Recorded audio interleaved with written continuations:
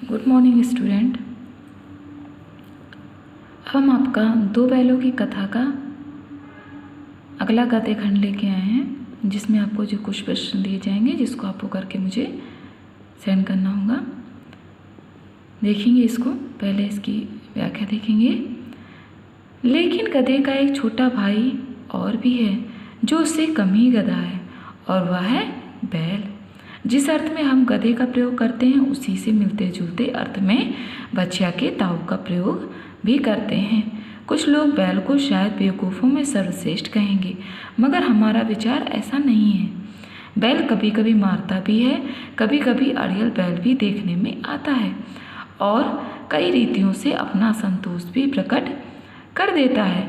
अतएव इसका स्थान गधे से नीचा है। यहाँ पे लेखक कह रहे हैं गधे का छोटा भाई और भी एक गधे का छोटा भाई है जिसको हम गधे से कमी आंकते हैं, और वह कौन है? बैल। जिस अर्थ में गधे का प्रयोग करते हैं उसी अर्थ में हम उसका भी प्रयोग करते हैं, यानी बच्चे के ताऊ का भी प्रयोग करते हैं, उसको हम बच्चे का ताऊ भी बोलते हैं। जैसे कुछ लोग कहते हैं तो बिल्कुल बैल हो, बिल्कुल बच्चे के ताऊ की तरह हो। तो जिस तरह हम गधे का प्रयोग किसी के लिए करते हैं, बिल्कुल उसको समझ नहीं होती है, वो अपनी सुध में खड़े रहते हैं, उसी तरह से बैल का भी हम प्रयोग करते हैं। मगर बैल क्या होता है, अपने क्रोध को, अपने बात को वो प्रकट करता है। अंतर दोनों में केवल यही होता है। कुछ लोग बैल को शायद बेवकूफ़ों में सर्वश्रेष्ठ कहेंगे। कुछ लोग जो होते हैं वो बैल को क्या कहेंगे?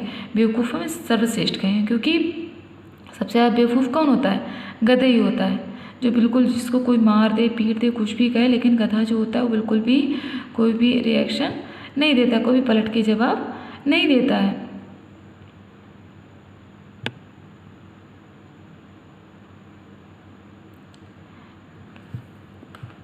मगर जो बैल होता है वह क्या करता है, कभी कभी वह मार भी देता है, और वह कभी कभी अड़ियल भी बन जाता है अपनी जगह से। वह अगर वो काम करता है तो क्या करता है, अपनी जगह से वह हिलता भी नहीं है, और कभी कभी कई हाव भाव से अपने असंतोष को और अपने दुख को वह प्रकट भी कर देता है। इसीलिए उसका स्थान क्या है? गधे से नीचा है।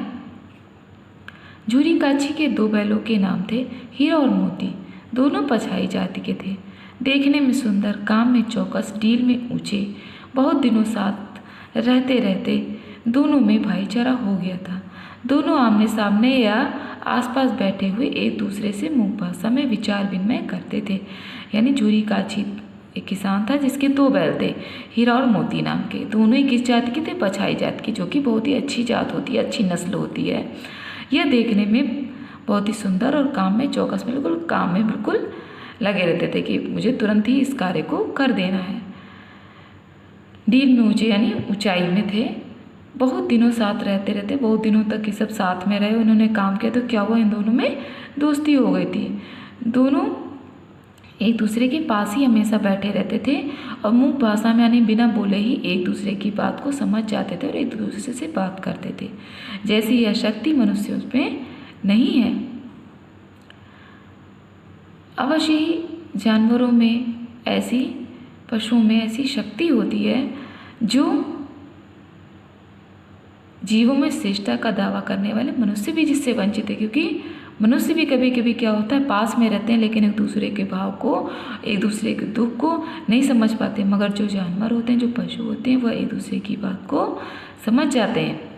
ये दोनों एक दूसरे को चाट कर सूंघकर अपना प्रेम प्रकट करते हैं। उन दोनों को जब अपना प्रेम प्रकट करना तो क्या करते हैं, एक दूसरे को चाटने लगते थे। कभी कभी दोनों सींग भी मिला लिया करते थे, विग्रह के नाते से नहीं, केवल विनोद के भाव से, आत्मीयता के भाव से। जैसे दोस्तों में घनिष्ठता होते ही धौल धप्पा होने लगता है।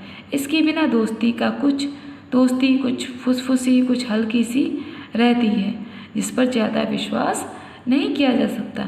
जिस वक्त ये दोनों बैल हल या गाड़ी में जोत दिए जाते और गर्दन हिला हिला कर चलते, उस वक्त हर एक की यही चेष्टा होती थी कि ज़्यादा से ज़्यादा बोझ मेरी गर्दन पर रहे। इन दोनों में बहुत ही घनिष्ठता थी।